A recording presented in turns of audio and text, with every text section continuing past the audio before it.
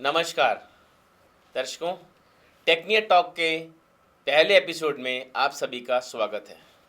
आज हमारे समकक्ष जाने माने शिक्षाविद, मेंटर, गाइडर, क्वालिटी एजुकेशन में पूरे हिंदुस्तान में अपना परचम लहराने वाले डॉक्टर निमेश मिगलानी जी हमारे स्टूडियो में उपस्थित हैं। हम चाहते हैं इनसे चर्चा करें आज। एक NAAC, national assessment and accreditation council, government of India की बॉडी है, और आज के एपिसोड में हम चाहते हैं कि हम सब इंस्टीट्यूट वालों को ये बता पाएँ ये बॉडी करती क्या है क्या ये बॉडी, क्या इसके काम हैं, और जो इंस्टीट्यूट है किस तरह से क्वालिटी पैरामीटर को अपडेट कर सकता है। शुरुआत करते हैं। नैक असेसमेंट एक्रेडिटेशन काउंसिल जो है ये है क्या है ये एक ऑटोनमस बॉडी है जो कि 1994 पे आई। इसका हेड ऑफिस बेंगलोर में है। ये पूरे इंस्टीट्यूशन को एक्रेडिट करती है। इसके 7 क्राइटेरियाज हैं।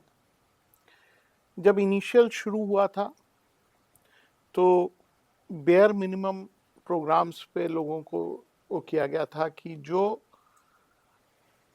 रेगुलेटरी बॉडीज कॉलेजेस खोलती हैं उनके जो नॉर्म्स होते हैं उसके पैरेलल पे आप एक बॉडी बनाते हो कि ये तो हो गए कि आपने ये बेयर मिनिमम आपकी रिक्वायरमेंट है एक कॉलेज को चलाने के लिए। उसमें क्वालिटी पैरामीटर्स के एक स्टैंडर्ड लेवल्स हैं। उस लेवल पे आप कहाँ तक फिट बैठ रहे हो। अगर आप फिट बैठ रहे हो तो उसको एक्रेडिटेशन देती है ये बॉडी। तो जब रेगुलेटर एक ऑलरेडी स्थापित हो चुका है, गवर्नमेंट ऑफ इंडिया ने एस्टेब्लिश कर दिया, जैसे हम बात करते हैं एआईसीटी की, यूनिवर्सिटी सेटअप की, बार बार इंस्पेक्शन करते हैं, तो उन दोनों के ऊपर एक एक्रेडिटेशन बॉडी की मंशा क्या है फिर? जो रेगुलेटरी बॉडीज हैं वो बेयर मिनिमम स्टैंडर्ड्स बताती है। जैसे सपोज करें कि एआईसीटी ने टीचर स्टूडेंट रेशियो पहले 1:15 था, फिर 1:20 किया, फिर 1:25 किया, क्योंकि उनको भी पता था कि जितने इंस्टीट्यूशंस खुल रहे हैं उसमें फैकल्टी अवेलेबिलिटी बहुत पुअर थी, तो वो धीरे धीरे उन्होंने कम किया, फिर अब वापस 1:20 पे आ गए हैं। लेकिन एक्रेडिटेशन बॉडीज जो होती हैं वो जैसे एनबीए भी आज की डेट में 1:15 की बात करती है और नैक जो है वो 1:20 की बात करती है। तो ये मेंटेन करके चलती हैं कि 1:20 से कम अगर होगा तो हम क्वालिटी दे रहे हैं। वैसे ही जैसे रेगुलेटरी बॉडीज ये कहती है कि एक प्रोफेसर 2 एसोसिएट प्रोफेसर होने चाहिए। रेगुलेटरी बॉडीज कहती हैं कि जितने स्टूडेंट्स हैं उसके डिवाइडेड बाय 2 और फिर 9 पे करके, तो उस हिसाब से आपके प्रोफेसर बढ़ जाते हैं एंड एसोसिएट प्रोफेसर्स बढ़ जाते हैं। रेगुलेटरी बॉडीज ये नहीं कहती कि पीएचडी फैकल्टी होनी चाहिए। अगर वो कहती है कि 1:2:6 पे काम करें तो 1 प्रोफेसर 2 एसोसिएट, बाकी असिस्टेंट प्रोफेसर विदाउट पीएचडी भी हो सकते हैं। लेकिन नैक ये नहीं कहती। नैक ये कहती है कि 60-70%, 80% फैकल्टी जो है वो पीएचडी हो, ताकि बच्चों को क्वालिटी मिल सके। तो ऐसे छोटे छोटे पैरामीटर्स हैं, वो वेरी करते हैं from affiliated colleges, autonomous and universities पे, 7 क्राइटेरियाज पे, उस पे वो एक्रेडिट करके ग्रेडिंग करती है इंस्टीट्यूशंस की। तो जो नैक एक्रेडिटेशन जो इंस्टीट्यूट करवाना चाहते हैं और जो अपने लोगों के साथ में लिखते हैं कि हम नैक एक A+ है या ए ग्रेडिंग है, ये ग्रेडिंग सिस्टम जो बनाए गए हैं नैक ने, कि कोई कह रहा है हमें A+ है, कोई हमें कह रहा है A है या A++ है, एक नॉर्मल स्टूडेंट की नज़रों में इस पर्टिकुलर रेटिंग की क्या महत्व है, इसको वो किस लिहाज से देखे, और क्या ये जो एक्रेडिटेशन जो नैक हमें स्थापित करके दे रहा है इससे क्या ये आईएसआई बेंचमार्क है हायर एजुकेशन का, या कुछ उसी तरह की कोई चीज़ करी गई है जो रेगुलेटर के नॉर्म से ऊपर है, ऐसा कुछ? ये होना तो ऐसा ही चाहिए था हम्म, कि एक्रेडिशन अगर ए ग्रेड है या ए प्लस है या ए प्लस प्लस है या बी प्लस प्लस है, पर कुछ कारणवश ऐसा नहीं हो पाया, जिसकी वजह से चेंजेस होते रहे। इनिशियली जब शुरू हुआ था तब A B C D grade थे, फिर 9 ग्रेड सिस्टम पे आया, फिर वापस ए बी सी डी पे आया, फिर अगेन 9 ग्रेड सिस्टम पे आ गया। और अब जो नई गाइडलाइंस आ रही हैं, जो बाइनरी सिस्टम कह रहा है, जो इंटरनेशनल एक्रेडिशंस पे बात होती है कि इट्स ओनली यस और नो, जैसे एनबीए भी कहता है कि इट्स एक्रेडिटेड और नॉट नॉट एक्रेडिटेड, एक्रेडिटेड। आप आपका इंस्टीट्यूट एक्रेडिट है या नहीं या है? नहीं है, आपका प्रोग्राम एक्रेडिटेड है या नहीं नहीं, है, बस बस दो चीज पे आ गया। दो तो चीज पे फिर आ गए। हमारे हिंदुस्तान में कितने हायर एजुकेशन इंस्टीट्यूट हैं, और कितने हाँ या ना के समकक्ष अगर हम देखें तो कितने इंस्टीट्यूट और कितने हाँ में हैं? आज की डेट पे जो देखा जा रहा है कि रफली 25 to 30% इंस्टीट्यूशंस ही हैं हिंदुस्तान में जो हाँ की श्रेणी में आते जो हैं। हाँ की श्रेणी में आते हैं। मतलब कहने का मतलब जितना हमारा इकोसिस्टम है हायर एजुकेशन का, हाँ 70% जो हमारे इंस्टीट्यूट हैं हाँ, जो नैक मोर एक्रेडिटेशन देन में ना की 70% श्रेणी में आते ना हैं। की इसका श्रेणी में मैं आते हैं, आपको अगर मतलब या वो गए नहीं हैं या ना की श्रेणी में ना की आते हैं, श्रेणी में आते ना की हैं, श्रेणी इसका में। मतलब बहुत लंबा फासला तय करना है। बहुत लंबा फासला तय करना है। और ये बाइनरी सिस्टम पे भी उन्होंने इसलिए वर्किंग करी है ताकि जो रिमोटेस्ट लोकेशन पे इंस्टीट्यूशंस हैं वो भी इसमें पार्टिसिपेट कर सकें और बेयर मिनिमम रिक्वायरमेंट्स पे काम कर सकें। जो उनकी अभी ड्राफ्ट गाइडलाइंस आई हैं उसके उस पे as per NEP and draft guidelines को उसको हर चीज़ को इनकॉर्पोरेट करने की कोशिश की है नैक ने इन ड्राफ्ट गाइडलाइंस। तो उम्मीद करते हैं कि जो ये कह रहे हैं अप्रैल मई में लॉन्च करेंगे, तब तक हमारे को सारे क्राइटेरियाज अब दिख मैं पाएंगे। थोड़ा सा इस तरफ से जाना चाहता हूँ। एक गांव का विद्यार्थी है, फार फ्लंग एरिया में रहता है, जहाँ पे उसको नैक के बारे में नहीं पता, या उस इंस्टीट्यूट को भी, उसके जो मैनेजमेंट को भी नहीं पता नैक के बारे में। अगर वो करना चाहे कि मैं नैक में आऊँ, मैं अपने इंस्टीट्यूट को पैरामीटर के ऊपर लेके आऊँ, तो किन किन आयामों को उसको ध्यान में रख के अपने आप को डेवलप करके नैक के अंदर अपने आप को पेश करना चाहिए? क्या पैरामीटर्स उन्होंने बताए हैं, मापदंड बताए हैं, और कैसे हम उसको अचीव कर सकते हैं? उसके लिए जो नैक कहता है कि आपको एक आईक्यूएसी सेल बनाना है, इंटरनल क्वालिटी एश्योरेंस सेल। ये सेल सभी के लिए मैंडेटरी है? हाँ, वो मैंडेटरी है फॉर अच्छा, नैक एक्रेडिशन। ओके, ये बेस मतलब ये वो बेस बेस मॉडल। ये है। ओके। और उस इंटरनल क्वालिटी एश्योरेंस सेल में आप एक कोऑर्डिनेटर रखते हो हम्म, और एक टीम बनाते हो हम्म।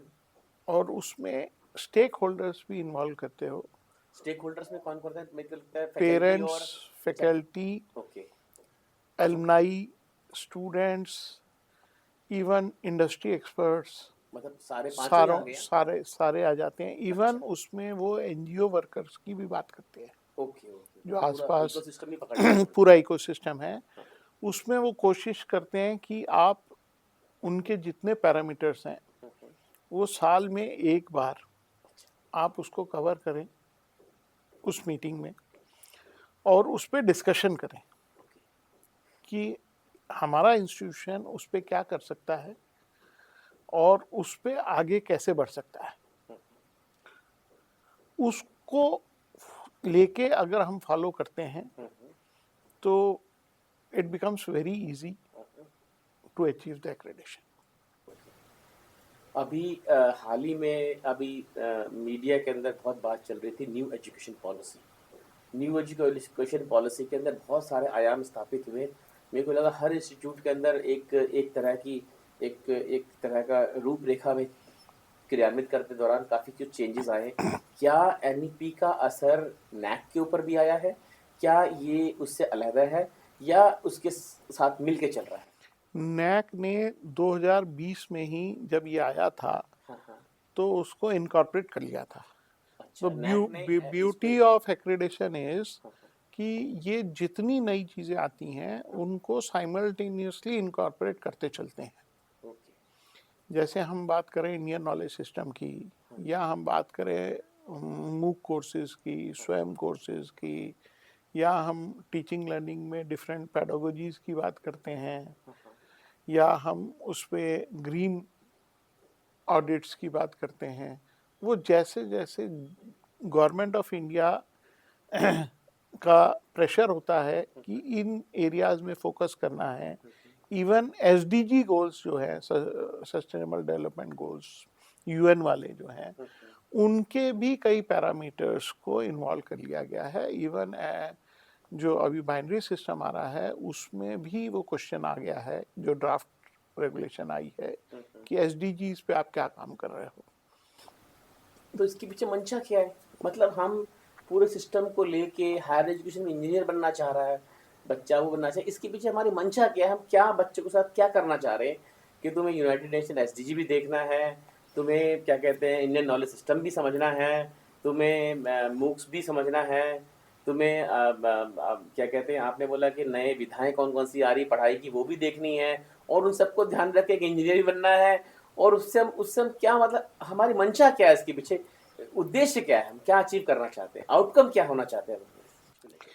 देखें, आज की डेट में जब हम ग्रो हो रहे हैं और जिस तरीके से इंडस्ट्री बूम कर रही है, इंडस्ट्रियलाइजेशन पहले होती थी 50 साल 100 सालों में, लेकिन अब with in 10 years industries change हो रही हैं। साइमल्टेनियसली एजुकेशन सिस्टम को भी चेंज होना पड़ रहा है। सेकेंड, जो गवर्नमेंट ऑफ इंडिया या मोदी जी का वो है सबका साथ सबका विकास, उस पे वो चाह रहे हैं कि जो बच्चा पढ़ रहा है उसको आज की डेट में जो रिक्वायरमेंट है, वो भले रीजनल है, नेशनल है या ग्लोबल है, उसके बारे में उसको पता होना चाहिए, अदरवाइज वो सरवाइव नहीं कर सकता। स्किल सेट्स देने की बात हो रही है। स्किल सेट्स देने की बात हो रही है। तो वो जब तक वो सारी चीजें हम इनकॉर्पोरेट नहीं करेंगे एजुकेशन सिस्टम पे, तो फिर या तो जो जैसे हमारी 1976 में पॉलिसी, एजुकेशन पॉलिसी आई थी, उसके बाद आई नहीं और हम उसी धर्रे पे चलते रहें और वही चीजें पढ़ाते रहें, तो उससे बच्चा कहाँ पहुंचेगा। अभी मैंने देखा है हर जगह क्लासरूम में जाते हैं और सिस्टम में देखते, पहले हम ऑब्जेक्टिव्स की बात करते थे, अब सीधी सीधे बात आता है कि मैं आपकी क्लास में आऊँ क्यों, आउटकम बताओ, मैं क्यों हूँ आपकी क्लास में। तो इसके पीछे यही मंशा समझ रहे हैं। ये आउटकम्स, आउटकम आज की डेट में आउटकम बेस्ड एजुकेशन की बात चल रही है। हाँ, मैं इस पे थोड़ा सा और आपको पीछे ले जाना चाहूंगा। हाँ। क्या हिंदुस्तान में आउटकम बेस्ड एजुकेशन अभी आया है? पहले भी था। ये तो जब आप समझें कि महाभारत के टाइम पे, मैं एग्जांपल देता हूँ लोगों को, कि गुरु द्रोण जो थे और उनके 105 स्टूडेंट्स, हर एक स्टूडेंट के लिए उन्होंने डिफरेंट स्किल सेट दिया था। हाँ, दिया था। वो क्यों दिया था, ये कैसे दिया था? अगर अर्जुन ने रात को बो एंड एरो से कर रहा था प्रैक्टिस, तो ही कुड विजुलाइज कि इसकी इंटेंशंस क्या है। तो आज की डेट में जब एक टीचर 60 बच्चे की क्लास को पढ़ा रहा है, तो और वो भी एक ही सब्जेक्ट पढ़ा रहा है, तो क्या वो उस पर फोकस नहीं कर सकता कि हर बच्चे की क्या मंशा है, उसकी क्या रिक्वायरमेंट है और उसको मुझे कैसे पढ़ाना है। कुछ बच्चे तेज होंगे, कुछ बच्चे मीडियोकर होंगे, कुछ बच्चे वीक होंगे। बिल्कुल होंगे। तो तीनों के लिए इंटेंसिटी अलग चाहिए और एक ही टीचर है। नहीं, वो तो जब वो तो 105 थे, वो एक थे और वो सारे सब्जेक्ट्स पढ़ा रहे थे उनको। यहाँ तो एक सब्जेक्ट पढ़ा रहा है एक टीचर 60 बच्चों में। एक इंस्टीट्यूशन है, मैं नाम नहीं लेना चाहूंगा, एनसीआर पे, जिन्होंने पेरेंट्स आए बच्चे के पास और कहते हैं कि जी ये लिख नहीं सकता थ्योरी में, लेकिन काम सारे कर सकता है, आप ऑब्जेक्टिव टाइप क्वेश्चंस दे दो, प्रोजेक्ट्स दे दो, सब कर लेगा। उसको ऐसे 4-5 बच्चे मतलब उन्होंने, जो शिक्षा प्रणाली तो फेल हो जाएगा बच्चा, हाँ, लेकिन उसको उन्होंने 4 साल तक इसी तरीके से पढ़ाया और बच्चे की बहुत अच्छी प्लेसमेंट भी हो गई। तो जरूरी नहीं है कि हमने उसको उसी तरीके से पढ़ाना है। निगलानी जी, हम काफ़ी देर से इस विषय पे चर्चा भी करते आ रहे हैं। न्यू एजुकेशन पॉलिसी के बारे में आपने बताया, नैक के बारे में बताया आपने, लेकिन 2024 के अंदर 30 जून के आसपास एक नोटिफिकेशन जारी हुआ था कि इससे पहले के टाइम में जो HEIs हैं, हायर एजुकेशन इंस्टीट्यूट हैं, 7 सूत्री कार्यक्रम के तहत अपने आप को मोमेंटम ले सकते हैं, या इसके बाद की तारीख में नैक 10 सूत्री कार्यक्रम पे चेंज हो जाएगा।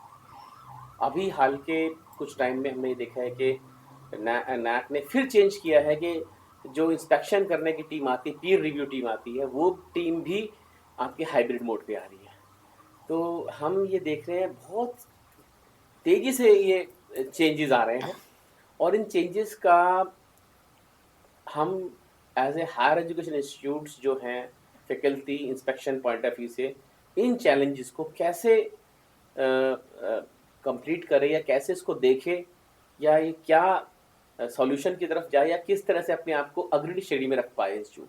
पहला, उसके लिए जो इंस्टीट्यूट 7 सूत्री कार्यक्रम में है, दूसरा वो इंस्टीट्यूट जो हमारे 10 सूत्री कार्यक्रम में आने वाले हैं। तो पहले मैं आपसे पुराने वाले 10वें 7 सूत्री कार्यक्रम की तरफ आपसे चाहूँगा कि आप हमें थोड़ा मार्गदर्शन करें कि हायर एजुकेशन इंस्टीट्यूट 7 सूत्री कार्यक्रम में कैसे मोमेंटम लें।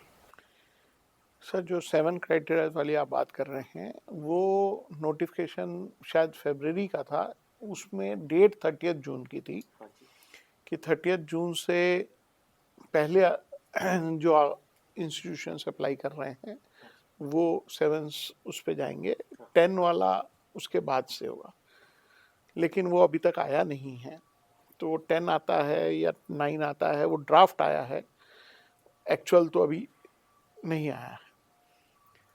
दूसरा लागू नहीं हुआ है, मतलब जो न्यूज़ में आया है वो ड्राफ्ट है, मतलब अभी कोई मैनुअल उसका प्रॉपर लागू नहीं हुआ है। नहीं, उसमें क्या है, जो यूजीसी ने आईडीपी की गाइडलाइंस निकाली थी, इंस्टीट्यूशन डेवलपमेंट प्लान की, उस पे उन्होंने 3 चीजें डाली थी, इनपुट, आउटपुट एंड प्रोसेस। उसके बेसिस पे नैक ने जो ये 10 सूत्री एजेंडा बनाया है, फॉर्मेट बनाया है, उसमें भी उन्होंने इनपुट, आउटपुट एंड प्रोसेस ही डाला है। क्राइटेरियाज को उस पे फोकस किया है, इनपुट, आउटपुट एंड प्रोसेस पे, और it is very closely related to IDP, institutional development plan. तो अगर एक इंस्टीट्यूशन का डेवलपमेंट प्लान बना हुआ है और वो उस हिसाब से है, तो एक इंस्टीट्यूशन एक्रेडिटेशन के लिए बहुत आसानी से काम कर सकता है। मीन्स जो 7 जो क्राइटेरिया दिए गए, हर क्राइटेरिया के ऊपर इनपुट, हाँ, प्रोसेस, हर क्राइटेरिया पे नहीं, उसमें क्राइटेरिया वाइज ये क्राइटेरियाज हैं जिसमें इनपुट चाहिए, ये क्राइटेरियाज हैं जिसमें आउटपुट चाहिए, और ये क्राइटेरियाज हैं जिसमें प्रोसेस चाहिए। जैसे गवर्नेंस वाला है, वो पूरा प्रोसेस है। इनपुट है जहां बच्चे आ रहे हैं, फैकल्टी का इनपुट दिखा रहे हैं, मनी, फाइनेंशियल रिसोर्सेज हो गए, वो दिखा रहे हैं, तो वो इनपुट है। आउटपुट है जहां हम प्लेसमेंट्स की बात कर रहे हैं, जहां हम पेटेंट्स की बात कर रहे हैं, जहां हम पब्लिकेशंस की बात कर रहे हैं। तो इंस्टीट्यूशन डेवलपमेंट प्लान में हम इनपुट की बात करेंगे, आउटपुट की बात करेंगे, तीनों चीजों की बात करेंगे। प्रोसेस पे भी फोकस करेंगे, हम प्रोसेस पे भी फोकस करेंगे,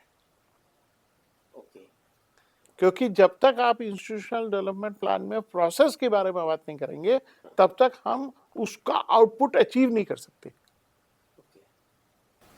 तो कहने का मतलब आपकी तरफ से ये हुआ कि 4 क्राइटेरिया पहले वाले जैसा हमने बताया वो इनपुट का पार्ट हो गए, फिर एग्जैक्ट 4 नहीं मुझे याद अभी, वो देखने पड़ेंगे, लेकिन हाँ उसका गाइडलाइंस हैं कि ये वाले क्राइटेरियाज जो हैं वो इनपुट के पार्ट हैं, ये आउटपुट का पार्ट है, और ये प्रोसेस का पार्ट है। वो तो जब तक क्लियर नहीं आ जाती गाइडलाइंस, तब तक तो उस पर हम टिप्पणी नहीं कर सकते।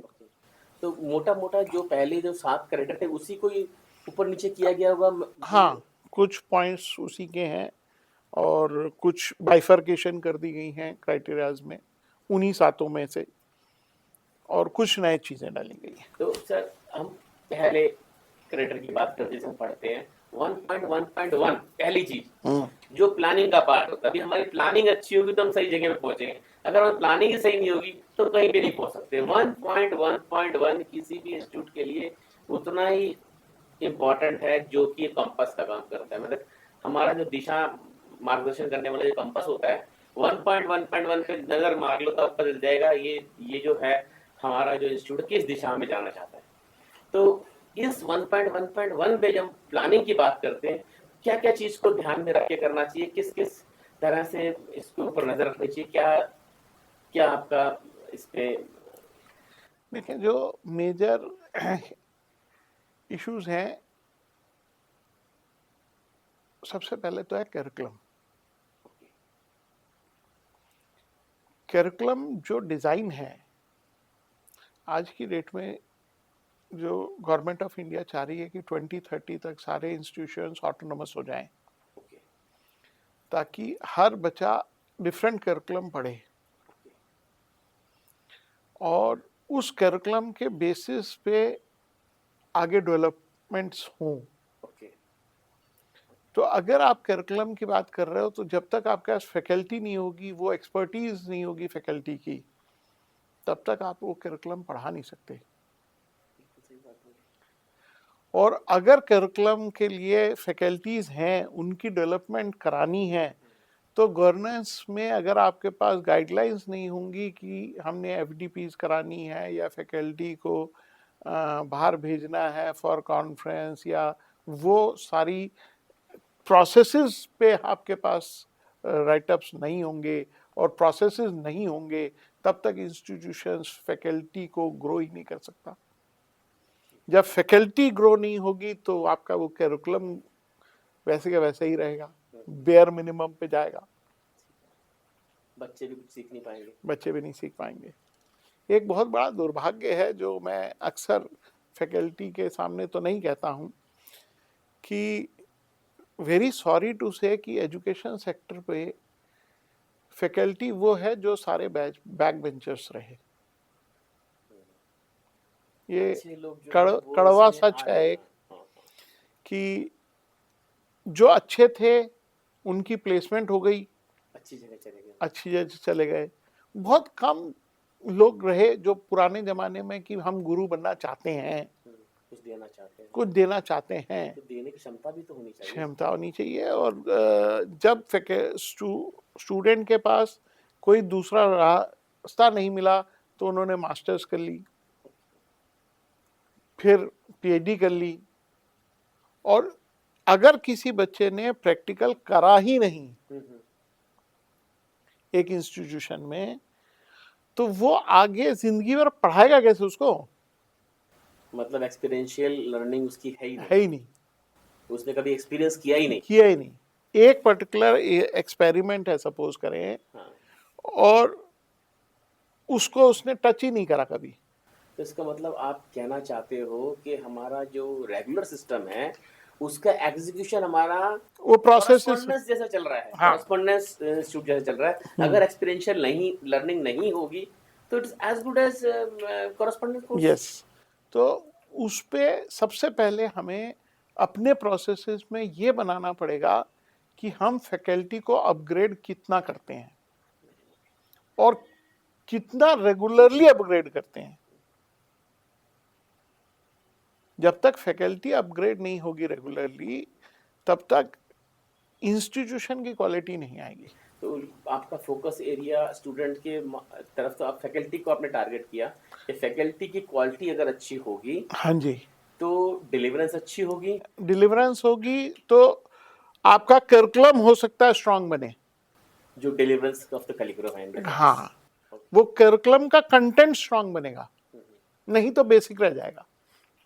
जो मैं ये क्वालिटी फैकल्टी और करिकुलम की बात कर रहा हूँ, ये नैक की भी रिक्वायरमेंट है और हमारे एचईआईज की भी रिक्वायरमेंट है और भारत देश की भी रिक्वायरमेंट है। सर अब जब हम बात करते हैं टीचिंग की, हम जब बच्चों को पढ़ाते थे हमें कहा जाता था कि टीचिंग और रिसर्च एक ही सिक्के के दो पहलू हैं, ठीक है? बिल्कुल। It's a other side of, अगर teaching without research is nothing and research without teaching is nothing. So research को क्या वेटेज लेके चलता है नैक, और हमें फैकल्टी को रिसर्च कंपोनेंट को कैसे क्वालिफाई करना चाहिए, कैसे क्वालिफाई करें इस पॉइंट को? अभी तक जो पैरामीटर्स थे उसमें एफिलेटेड इंस्टीट्यूशंस के लिए रिसर्च पे ज़्यादा फोकस नहीं था, नहीं। बट ऑटोनोमस और यूनिवर्सिटी में it was almost 20% of the total marks. तो उसमें मेरी फीलिंग जो है और जो मैंने एक्सपीरियंस किया है, फैकल्टी जब तक रिसर्च में नहीं जाएगी तब तक उसका नॉलेज एनहांस हो ही नहीं सकता। सर देखो, अभी जो मिनिमम एलिजिबिलिटी कंडीशंस जो यूजीसी की आई हैं, 5 आयाम रख दिए उन्होंने उठा के रिसर्च कंपोनेंट के अंदर। आप देखिए, पब्लिकेशन आईएसबीएन आईएसएसएन दोनों जगह होने चाहिए उसके, रिसर्च प्रोजेक्ट होने चाहिए उसके अंदर पीएचडी होनी चाहिए, और उसके साथ साथ उस फैकल्टी को कुछ बुक भी लिखी होनी चाहिए। तो बुक या कहने को, चैप्टर्स। हाँ, बुक चैप्टर्स लिखे होने चाहिए, और बच्चों को रिसर्च करवानी भी पड़ती है। तो 5 जो विधाएं लिख दी गई हैं, और फिर इसको जोड़ दिया गया कैश के साथ में, कैरियर एडवांसमेंट स्कीम के साथ में। और ये कैरियर एडवांसमेंट स्कीम आपके इंस्टीट्यूट के ऊपर भी लागू होती है, लेकिन कहीं तो सब कुछ गई हैं, लेकिन क्रियान्वयन में और उनके एक्चुअल मूल रूप में कहाँ तक ये सार्थक हो पाता है, और नैक का क्या रोल है इसको प्रोपोगेट करने के लिए? नैक का रोल नहीं है। नैक तो सिर्फ वैलिडेट करती है कि आप कितना काम करा रहे हो, कैसे कर रहे हो। मेजर काम जो है, आपने ठीक कहा कि ये सारी चीज़ें इनकॉर्पोरेट हो गई हैं सिस्टम में। मैं शुरू से, जब से मैंने ये काम शुरू किया था, मेंटरिंग टू इंस्टीट्यूशंस, मैं फैकल्टी को ये कहता था कि आपने पेपर नहीं लिखा, लेकिन आप जाएं उस कॉन्फ्रेंस में बैठें और सुने। पहले सुने, पार्टिसिपेट नहीं करें, हाँ, एज ए पेशेंट लिसनर सुने। सुने 2-3 कॉन्फ्रेंसेस पे जाएं और सारे सेशंस पे बैठ के सुने, बिल्कुल। और उसको आके अपनी जो दूसरी फैकल्टी है उसको बताएं कि आपने क्या सीखा, नया क्या सीखा, वैल्यू एडिशन क्या है। या सेकेंड, जब फैकल्टी जाएगा उसका विजन ब्रॉडन होगा। तो जब बच्चों को पढ़ा रहा होगा तो जो चीजें वो नई सीख के आया होगा वो उसको साथ में इनकॉर्पोरेट करके बोलेगा। तो वो जो इनकॉर्पोरेट करके बोलेगा तो वो एक हम एडेड चीज दे रहे हैं टू स्टूडेंट्स। जो हम सुनते हैं, जो पढ़ते हैं, जो देखते हैं, वही हम बच्चों को बताएंगे। वही हम बताएंगे। जो हमने देखी नहीं तो हम क्या बताएंगे? तो जो शुरू के इंस्टीट्यूशंस पे जब हमने काम शुरू किया था, वो इंस्टीट्यूशंस जब एक्रीडेट हो गए तब उन्होंने ये कहा कि सर अब हमें ये मत कहना कि सिर्फ अटेंड करके आ, क्योंकि हम प्रॉपर जर्नल्स में प्रेजेंट कर सकते हैं पेपर। उनमें कॉन्फिडेंस लेवल आया, कॉन्फिडेंस लेवल आया। बिल्कुल। तो वो जो फैकल्टी एनहांस हुई, और उसके बाद वो आज की डेट में गवर्नमेंट इंस्टीट्यूशंस या अच्छे इंस्टीट्यूशंस में जाके बैठी है, वो आज भी कहती है कि सर आपने सिखाया, मैंने कुछ नहीं सिखाया, आपने चैनलाइज किया, मैंने सिर्फ चैनलाइज किया। मैंने मैनेजमेंट को ये कहा, रिक्वेस्ट करी कि ये जाता है तो जाए, एक छुट्टी तो जा रही है ना, दे दो उसको छुट्टी, एकेडमिक लीव दो उसको, सुन के आए और आके सबको सिखाए। तो मेरी रिक्वेस्ट है कि जितने भी नई फैकल्टी आ रही है, हमें उसको मेंटर करना चाहिए और उसको ट्रेन करना चाहिए कि रिसर्च करते कैसे हैं। तो कहने का मतलब सर आपका है कि उसमें इन्वेस्ट करना चाहिए, 100% इन्वेस्ट करना चाहिए। जितने सीनियर फैकल्टी मेंबर्स एक इंस्टीट्यूशन में हैं, वो जूनियर फैकल्टी मेंबर्स के मेंटर बने। और उनसे काम करवाएं, उनसे आगे लेके चले, तभी इंडिया ग्रो करेगा। सर मैथ के अंदर हम जो मूल रूप से देखते हैं 1000 नंबर की मार्किंग होती है, और जहाँ तक मैं समझ पा रहा हूँ जो क्राइटेरिया 2 है 350 नंबर का सबसे भारी भरकम क्राइटेरिया है, जो 1000 में से 350 नंबर की हैसियत रखता है। वो एफिलेटेड कॉलेजेस के लिए है, अच्छा। लेकिन जब हम ऑटोनोमस और यूनिवर्सिटी की बात करते हैं तो वो नीचे गिर के 100-150 पे आ जाता है अच्छा, 1000 में से। तो अभी के जैसे आपने यूनिवर्सिटीज की बात की, 1000 यूनिवर्सिटी हैं, 52,000 से ऊपर हमारे इंस्टीट्यूशंस भी इंस्टीट्यूट है, है। यस। तो जब आपने बताया 30% ने हाँ करी है, तो मैं समझ रहा हूँ कि 30% ने जो ना की संख्या में वो इंस्टीट्यूट ज्यादा होंगे ज्यादा है। यूनिवर्सिटी से, ठीक है ना। तो मैं उस मेजर फैक्टर की तरफ ध्यान आकर्षित करना चाहता हूँ कि वो जो इंस्टीट्यूट्स हैं जो 70% की कैटेगरी में आ रहे हैं, ना की कैटेगरी में आ रहे हैं, वो इस पॉइंट को 350 नंबर वाले पॉइंट को, बिकॉज 350 नंबर पॉइंट में कुछ नहीं करोगे तो कुछ नहीं आप नैक में पा सकते। तो इस क्राइटेरिया 2 को कैसे बैलेंस करें, क्या करें, किस तरह से वो आगे बढ़े कि ताकि ये क्राइटेरिया 2 उनका निखर के आए, ताकि वो एक मोमेंटम गेन करे इस चीज को।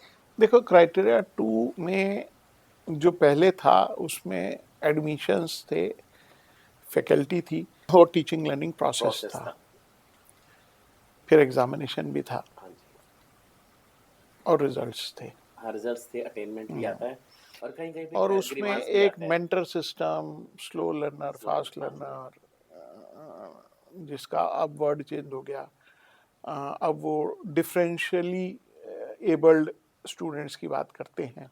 नेगेटिव कनोटेशन हट गया। हाँ, तो उस पे तो टीचिंग लर्निंग हमें बहुत एनहांस करनी पड़ेगी, हमारे टीचर्स को बहुत मैच्योर होना पड़ेगा।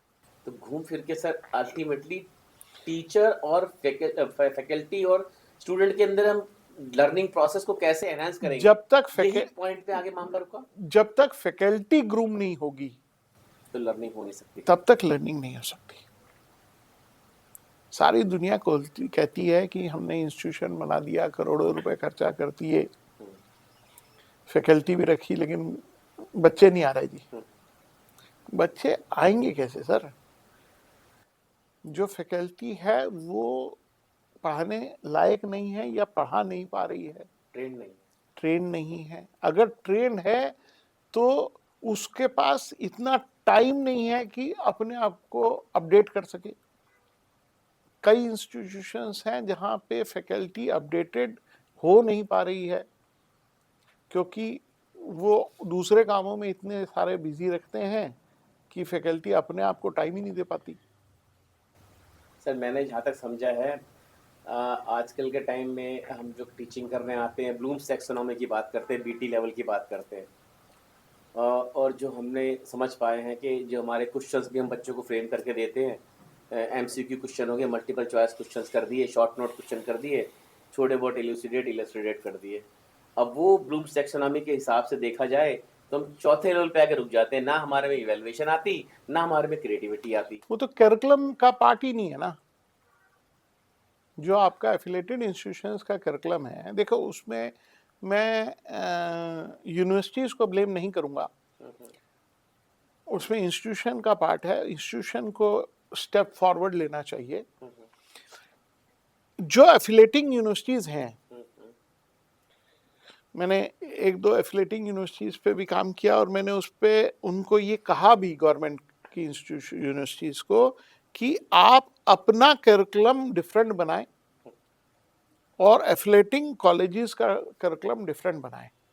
एक मॉडल देके छोड़ दें, अपने आप को अपग्रेड करें। हाँ, क्योंकि जब हम नैक में एफिलेटिंग इंस्टीट्यूशन जाएगा तो उसकी एक्सपेक्टेशन एक रूरल में है, एक अर्बन सेक्टर पे कॉलेज है, सेम एफिलेटिंग यूनिवर्सिटी है, तो उसके पास फैकल्टी और अदर जो चीजें हैं, साधन हैं, वो उतने नहीं होंगे रूरल वाले के पास जो अर्बन वाले के पास होंगे। तो अर्बन वाला स्केल अप कर सकता है, रूरल वाला उतना नहीं कर सकता। तो इसलिए एक बेसिक करिकुलम बनता है बाई एफिलेटिंग यूनिवर्सिटीज। लेकिन जब यूनिवर्सिटी खुद अपनी एक्रेडिटेशन के लिए जाना चाहती है तो they should come up with their own curriculum जहाँ पे वो ये दिखा सके कि हम क्या किस लेवल पे ट्रेन कर रहे हैं बच्चों को। उस पे अगर कोई इंस्टीट्यूशन उसको लेना चाहता है तो वो ऑटोनमस बने, ऑटोनमस बन के उसको अडॉप्ट करे या उसके और एनहांस करके उस पर काम करे। तो नैक जो है वो ये सारे पैरामीटर्स के ऊपर आपको एसेस करता है और पैरेलली आपके क्राइटेरिया वाइज ग्रेडिंग सिस्टम को करके ओवरऑल एक ग्रेड देता है।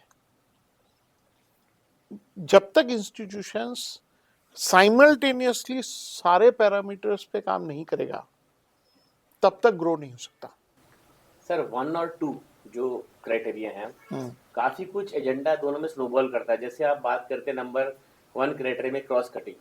अब क्रॉस कटिंग वहाँ पे एग्जाम्प्लीफाई कर दिया गया है, फ्लेक्सिबिलिटी एग्जाम्प्लीफाई कर दिया गया, एनरिचमेंट एग्जाम्प्लीफाई कर दिया गया। उसका असर जो है क्रेडिट 2 पे लाते हैं लोग। जब हम बात करते हैं तो प्लानिंग हमने कर दी बहुत अच्छी, हमने वैल्यू एडेड कोर्स भी रख लिए, हमने क्रॉस कटिंग भी सिलेबस के अंदर डाल दिया, और हमसे एक्सपेक्टेड क्या है नंबर 2 के अंदर।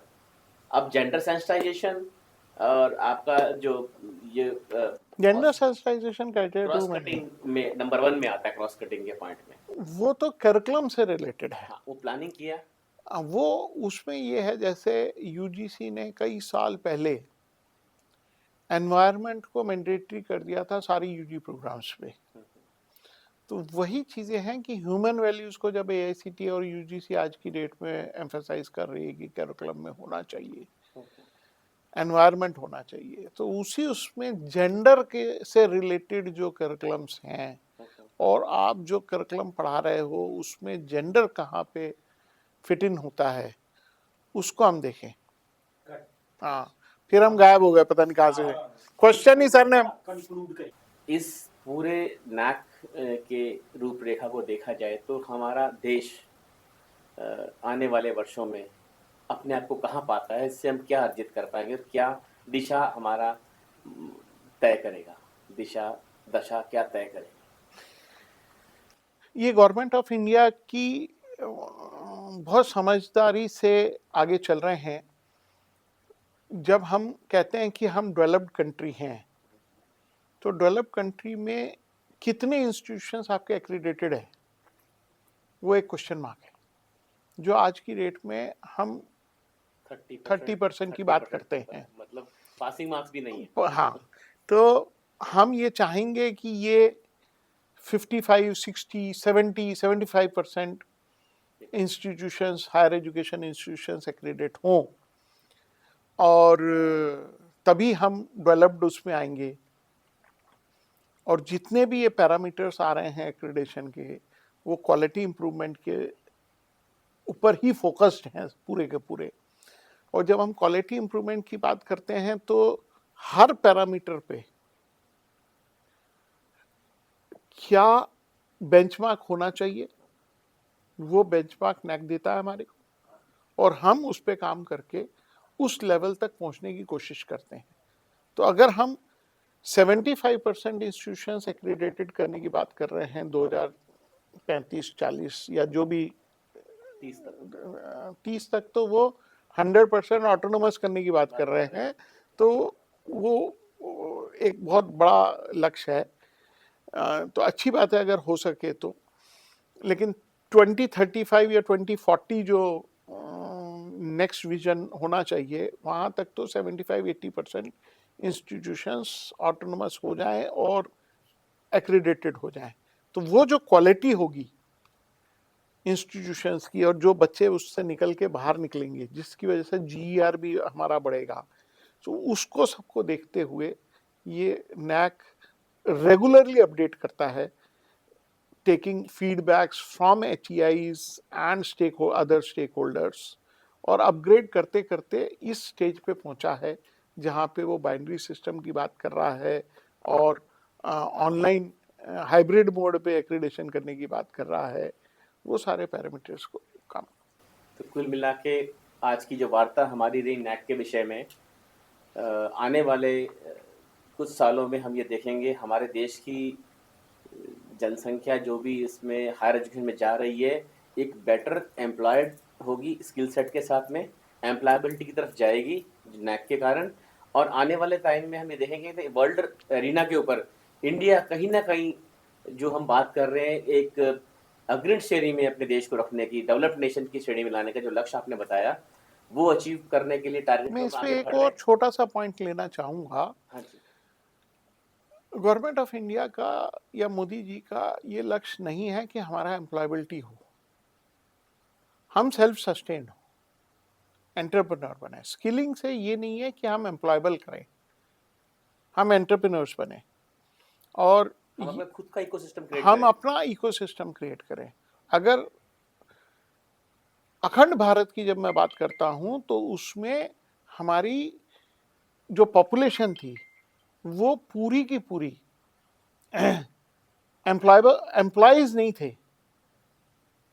वो राजा के पास जो काम करते थे वो एक कुछ एम्प्लॉयज होंगे या सेना में होंगे या जैसे होंगे, लेकिन बाकी सारे सेल्फ सेल्फ सस्टेन्ड एम्प्लॉयज थे, सेल्फ सस्टेन्ड थे, एंटरप्रेन्योर्स थे, अलग अलग उस पर काम करते थे। They are not looking out for employment. No, हमारी शिक्षा नीति वो होनी चाहिए कि हमें एम्प्लॉयबल लोगों को बनाना है, दूसरी कंट्रीज के लोगों को बनाना है। हम तो इतने ग्रो करें कि हम उस लेवल तक पहुंचे कि जहां पे हम जॉब बांटे, जॉब बांटे, जॉब ले नहीं, जॉब जॉब सीकर्स बांटे। ना बने, हाँ, जॉब क्रिएटर बने, तो कहने का मतलब HEI जॉब क्रिएटर्स बनाए, ना कि जॉब एम्प्लॉयर्स बनाए, सीकर्स नहीं। सीकर्स बनाए। Very right. तो आज की हमारी जो चर्चा रही है कि देश में हम जॉब क्रिएटर बनाएं ना कि जॉब सीकर्स बने, इस बात के तहत हम इसको पूर्ण विराम देते हैं। थैंक यू डॉक्टर मिगलानी जी, आपका बहुत बहुत धन्यवाद। आपने हमारी नैक के बारे में बहुत सारी भ्रांतियाँ जो फैली हुई थी, जो कन्फ्यूजन फैला हुआ था, लोगों को समझ में नहीं आ रहा था, स्पेशली फैकल्टीज़ को, बच्चों को और आने वाले जो हमारे मैनेजमेंट्स हैं अलग इंस्टीट्यूट्स को, कि ये नैक है क्या, नैक के बारे में विभिन्न भ्रांतियाँ फैली हुई थी। काफ़ी हद तक वो उनकी दूर हुएंगी, बच्चों की दूर हुएंगी, उनके माता पिताओं की दूर हुई होंगी। और हम चाहते हैं इस तरह की हमारे कार्यक्रम और बनते रहें। टेक्निया टॉक शो में आप हमारे साथ जुड़ें और आने वाले टाइम में नए नए एपिसोड्स हम करेंगे आपके माध्यम से। हम चाहेंगे हमारे दर्शकों को इस तरह की जानकारी और मुहैया कराएं ताकि और लोग इसके बारे में जानकारी, जो भ्रांतियाँ दूर हो और एक एनलाइटमेंट का काम आगे हम बढ़ा सकें। धन्यवाद मिलानी जी, थैंक और यू, आपका धन्यवाद। Thank you. इसी के साथ दर्शकों, मैं doctor Ajay Rathore Tecnia institute of advance studies के टेक्निया टॉक शोज़ के पहले एपिसोड में आप लोगों को तहे दिल से शुक्रिया अदा करता हूँ। हमारी टीम ने बहुत अच्छा कार्यक्रम किया है और इस चीज़ को हम आगे बढ़ाते हुए आने वाले टाइम में और भी रोचक जानकारियाँ आपको देंगे। प्लीज़ आप इसको सब्सक्राइब करिए, बेल आइकन बटन दबाइए और हमारे टेक्निया टॉक शो को सक्सेसफुल बनाइए और हमारे साथ जुड़िए और इस जानकारी, बेहतरीन जानकारी के लिए thank you very much. God bless you all.